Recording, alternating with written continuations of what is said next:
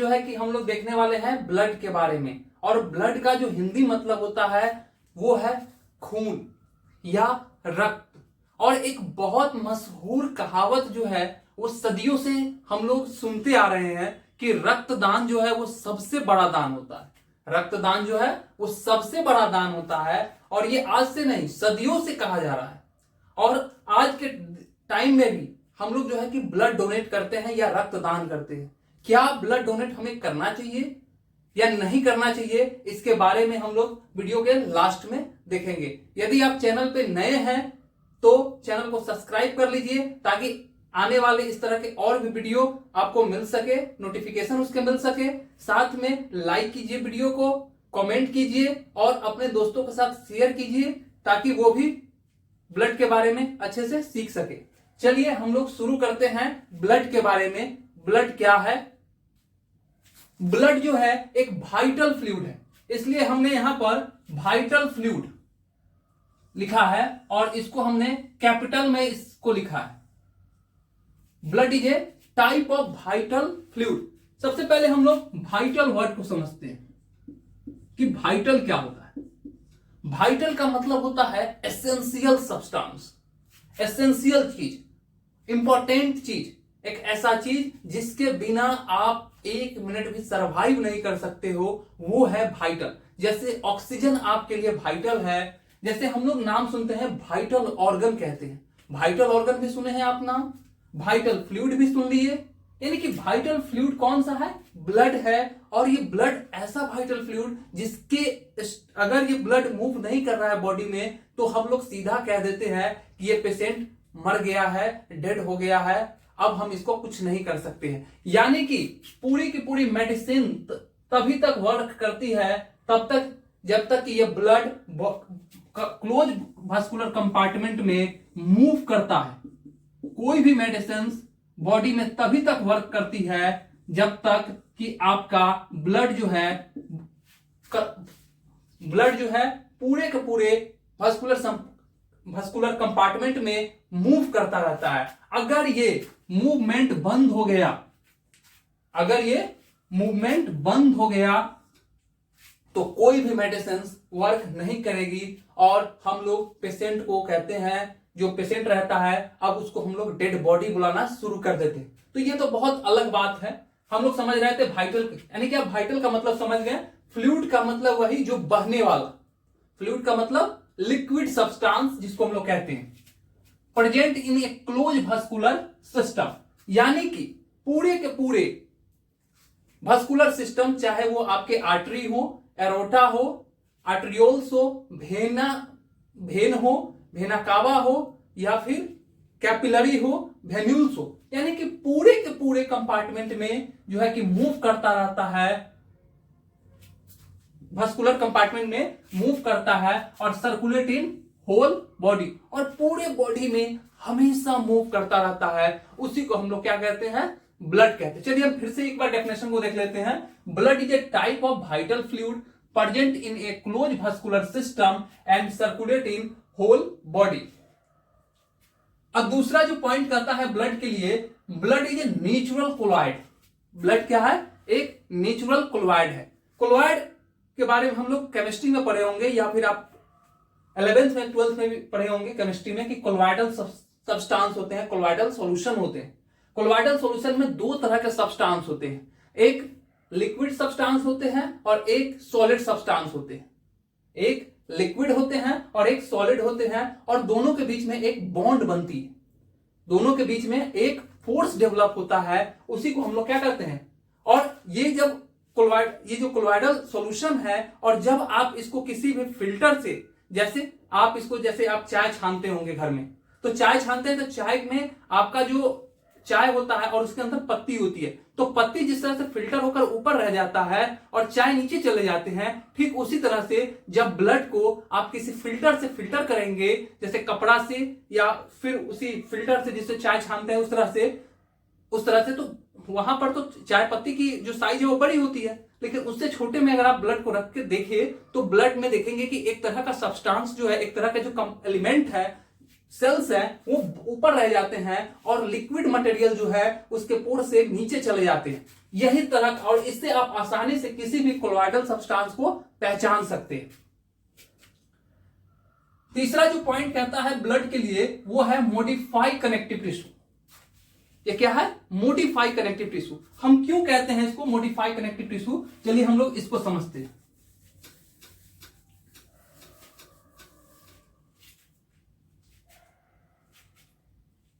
Body में जो blood formation site होता है वो है बोन मैरो, और बोन मैरो में एक खास तरह के सेल्स पाए जाते हैं जिनको हम लोग कहते हैं प्लूरिपोटेंट स्टेम सेल्स।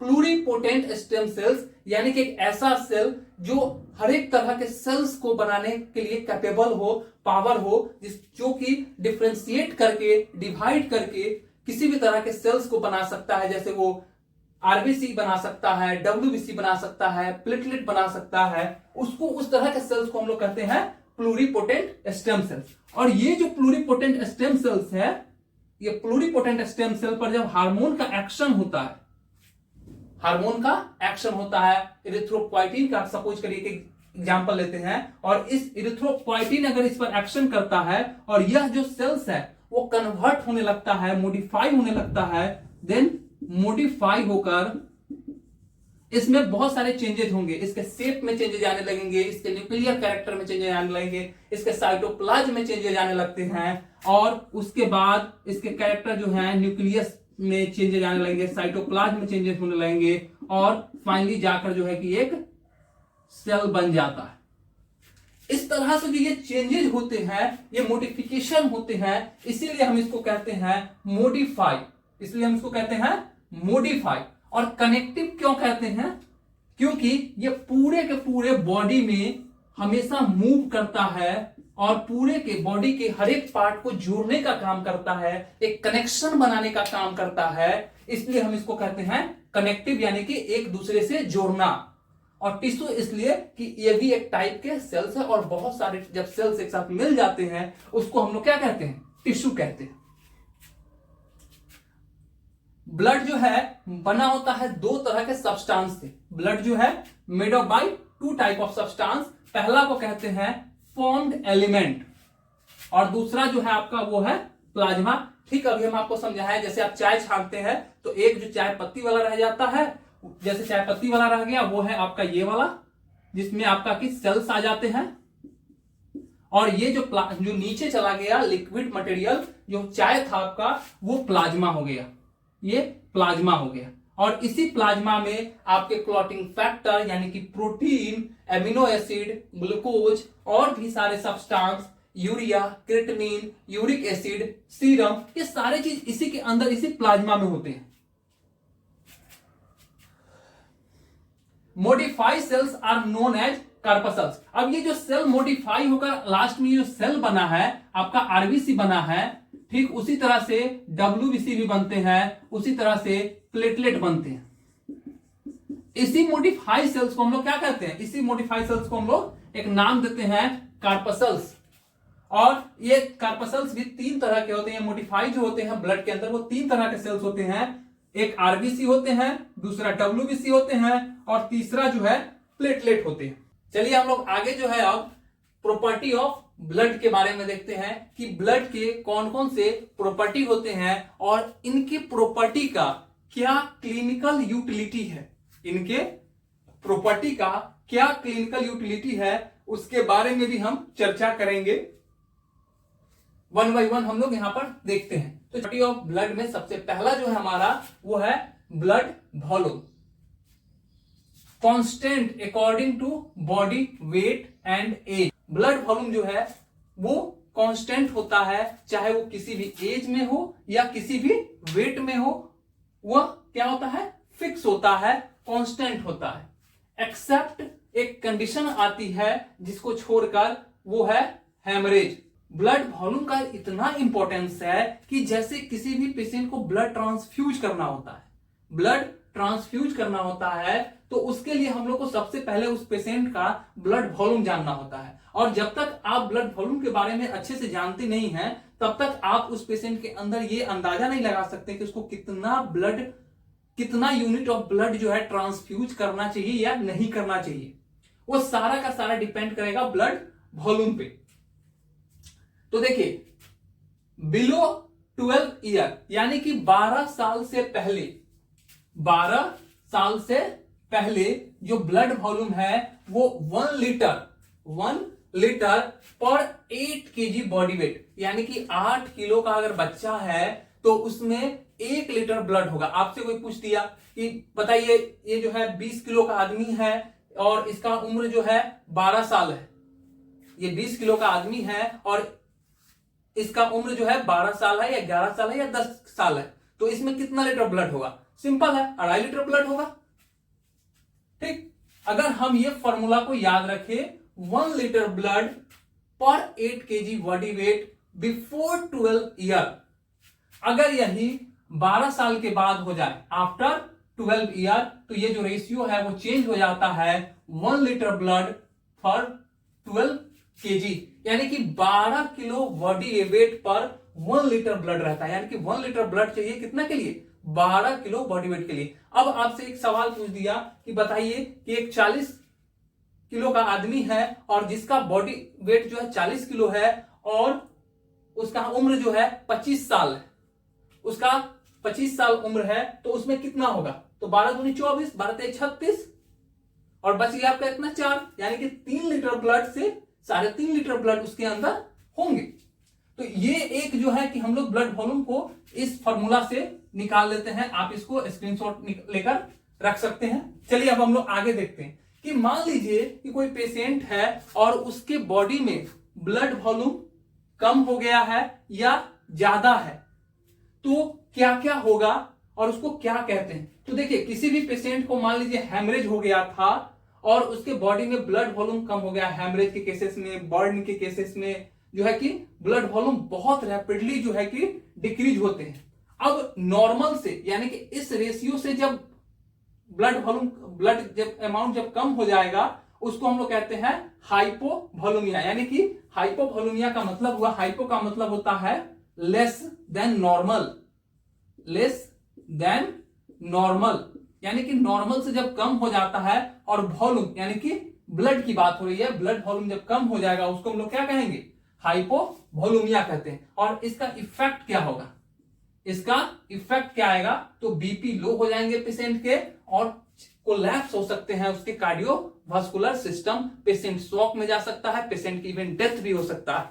तो ये जो है कि बहुत इंपॉर्टेंट है कि हाइपोवॉल्यूमिया में आपको पहचानना है। और इसका एक रूल है, हाइपोवॉल्यूमिया के बाद जो ये सिस्टमिक इफेक्ट आते हैं वो टोटल 20%, टोटल ब्लड वॉल्यूम के जब 20% लॉस हो जाते हैं, उसके बाद जो है बॉडी में सिस्टमिक इफेक्ट आना शुरू हो जाता है, हाइपोवॉल्यूमिया के सिम्टम दिखने लगेंगे। कितना?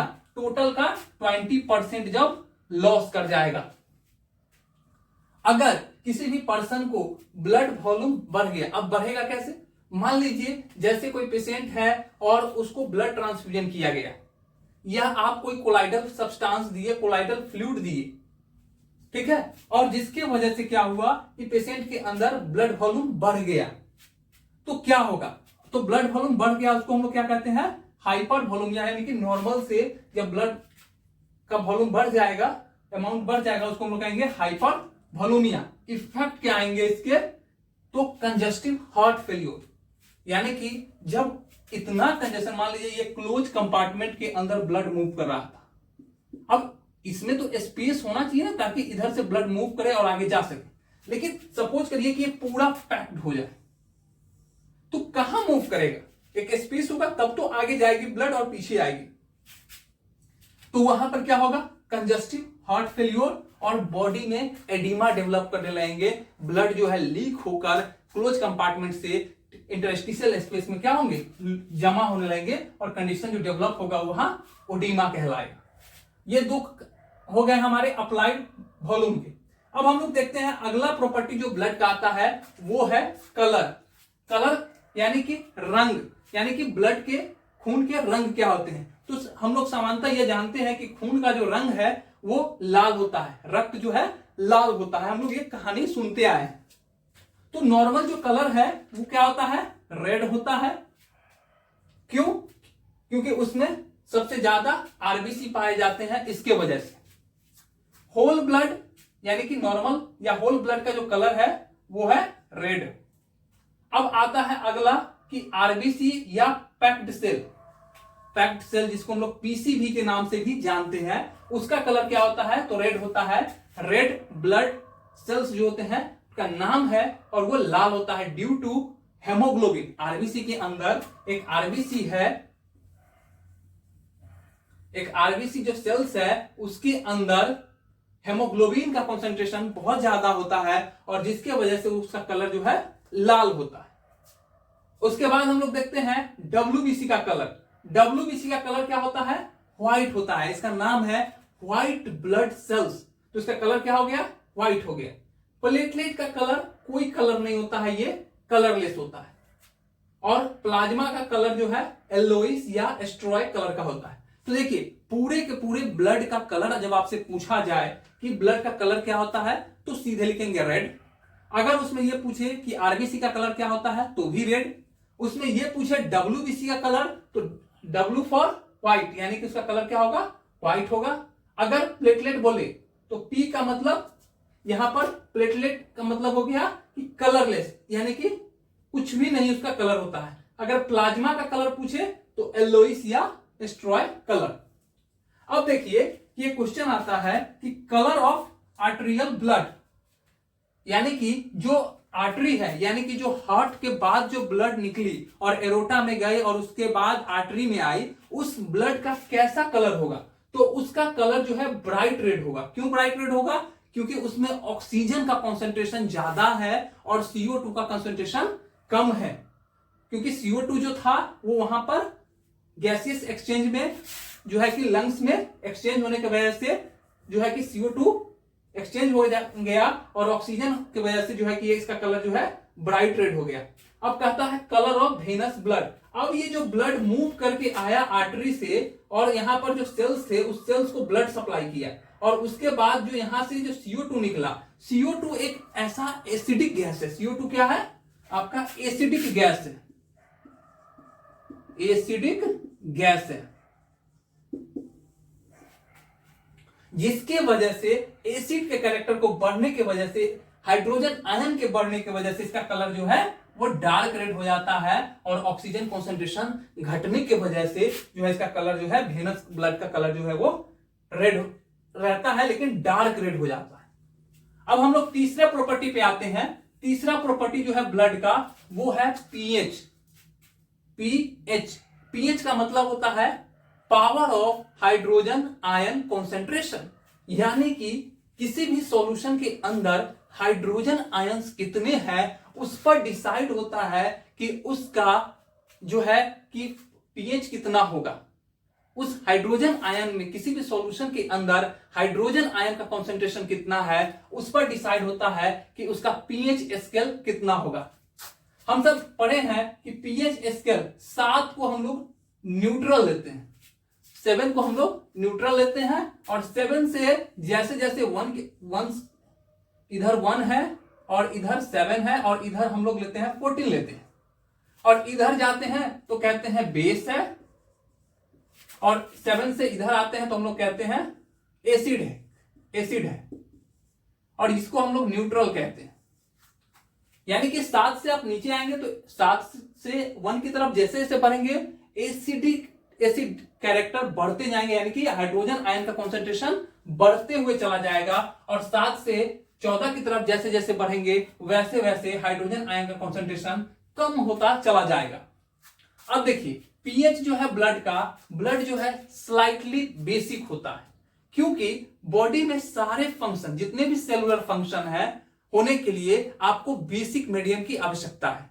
सिर्फ और सिर्फ एक जगह को छोड़कर एक्सेप्शनल है और वो है आपका स्टमक। स्टमक का फंक्शन यानी कि स्टमक में जो डाइजेशन का काम होता है वहां पर सिर्फ और सिर्फ एसिडिक मीडियम की रिक्वायरमेंट होती है। उसके अलावे बॉडी में पूरी जगह बेसिक मीडियम की रिक्वायरमेंट है। इसीलिए ब्लड का जो पीएच है वो स्लाइटली बेसिक है और पूरे के पूरे सेलुलर एंजाइम एक्टिविटी जो है बेसिक मीडियम में होते हैं, ना कि एसिडिक मीडियम में होते हैं। सो इसीलिए ब्लड का पीएच जो है बेसिक होता है, बेसिक नहीं स्लाइटली बेसिक होता है। नॉर्मल जो ब्लड का पीएच है वो है 7.4 से लेकर 7.6, यानी कि यहां तक हमने न्यूट्रल कहा 7 को, और 7 से आगे बढ़ रहे हैं यानी कि 7.4 से लेकर 7.6 के बीच में ये हमारा क्या है, स्लाइटली बेसिक हो गया। अब देखिए पीएच भी दो तरह के हैं, आर्टेरियल ब्लड के पीएच और वेनस ब्लड के पीएच। अभी यहां पर जैसे हम पढ़े थे ना कलर में, ठीक उसी तरह से आर्टरी के ब्लड का जो कलर था वो ब्राइट रेड था। क्यों? क्योंकि इसका पीएच जो है 7.6 है। 7.6 क्यों? क्योंकि यहां पर O2 कॉन्सेंट्रेशन ज्यादा है और O2 ज्यादा है और CO2 कम है, ठीक है, और जिसके वजह से इसका जो पीएच है वो 7.6 है, क्योंकि ऑक्सीजन आपका बेसिक सब्सटेंस है, बेसिक गैसेस है। और वेनस ब्लड में जो है कि 7.4 होता है due to CO2 because CO2 is a acidic gas.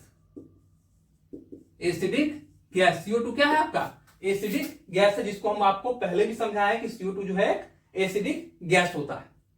अब अगर किसी भी पेशेंट में ये पीएच का जो लेवल है वो ऊपर नीचे हो रहा है, अगर किसी पेशेंट में ब्लड का जो पीएच है अगर ऊपर नीचे हो रहा है तो कैसे हम पता करेंगे और कैसे ये होगा और उसको क्या क्या कहते हैं। तो देखिए किसी भी जब ब्लड का पीएच नॉर्मल से कम हो जाए, यानी कि 7.4 से पहले यानी कि एसिडिटी की तरफ जाए तो उसको हम लोग क्या कहते हैं, यानी कि 6 हो गया 5 हो गया तो उसको हम लोग क्या कहते हैं, एसिडोसिस कहेंगे। क्या कहेंगे, एसिडोसिस कहेंगे।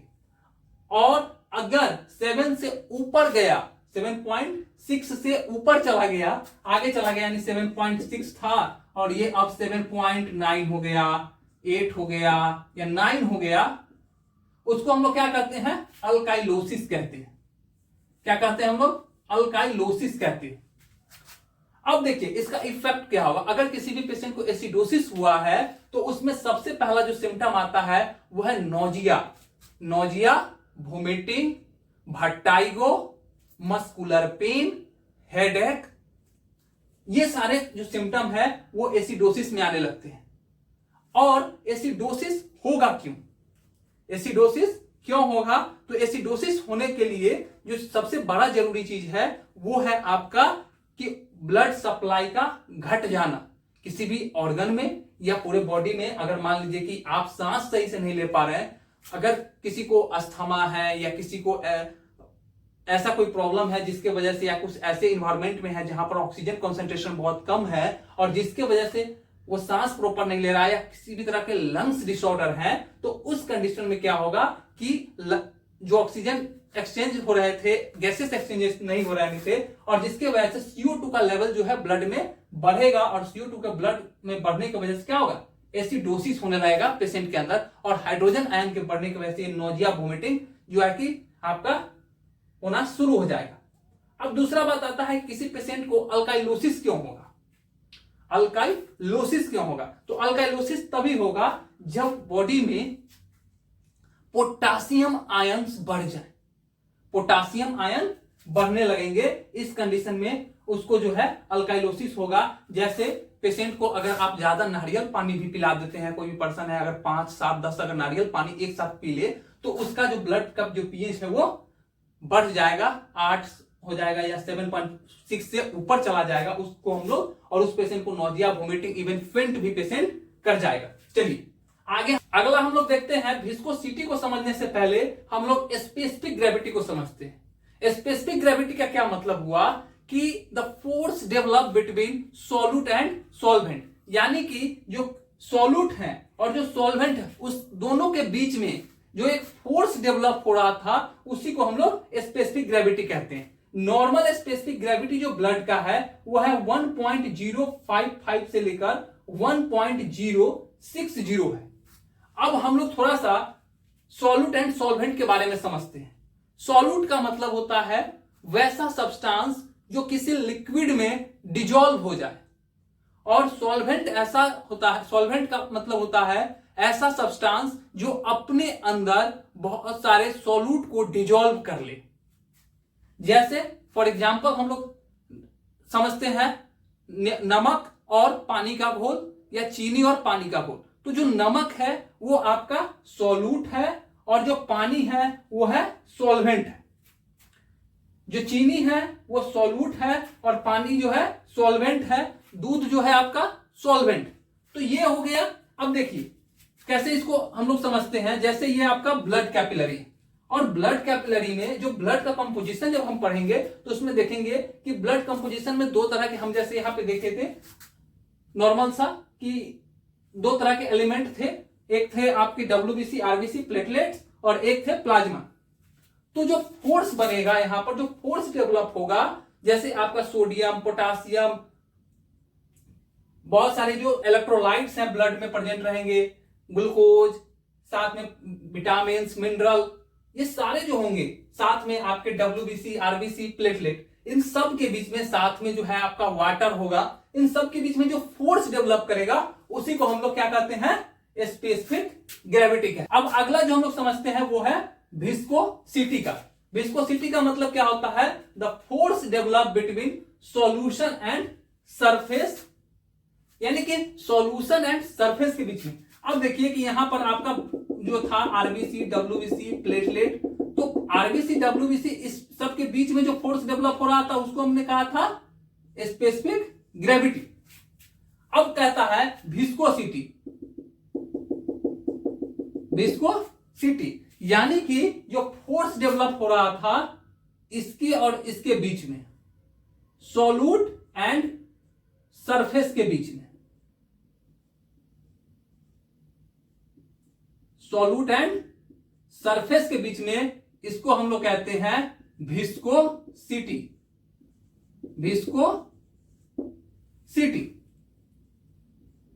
विस्कोसिटी का मतलब ही हो गया कि जो फोर्स डेवलप हो रहा था किसके किसके बीच में, ब्लड वेसल्स में, और ब्लड और ब्लड वेसल्स के बीच में जो फोर्स डेवलप हो रहा था उसी को हम लोग क्या कहते हैं, विस्कोसिटी। जैसे ये मार्कर है और हमारा जो दोनों हैंड है वो क्या हो गया, वेसल्स का वाल हो गया, और मार्कर और इस हैंड के बीच में जो फोर्स लग रहे थे यही फोर्स क्या हो गया आपका, विस्कोसिटी हो गया। और ये सॉल्यूट हो गया, दो मार्कर है हमारे, और दोनों हमारे हाथ जो है अभी ब्लड वेसल्स। तो सपोज करिए कि एक सॉल्यूट है एक सॉल्वेंट है, और इस दोनों के बीच में जो फोर्स लग रहा था उसको हम लोग क्या कहते हैं, स्पेसिफिक ग्रेविटी कहते हैं। स्पेसिफिक ग्रेविटी के लिए जैसे आपका ये एमिनो एसिड हो गया, फैटी एसिड हो गया, ग्लूकोज हो गया, जैसे कार्बोहाइड्रेट के ग्लूकोज हो गए, मिनरल्स हो गए, विटामिन हो गए, ये सब हो गए, और आपका RBC हो गया, प्लेटलेट हो गया, WBC हो गया, इस सब के बीच में जो फोर्स डेवलप हो रहा था उसको हम लोग क्या बोले थे, स्पेसिफिक ग्रेविटी कहते हैं। तो हमारा यही था आज का प्रॉपर्टी ऑफ ब्लड। आगे हम लोग देखेंगे कंपोजिशन ऑफ ब्लड।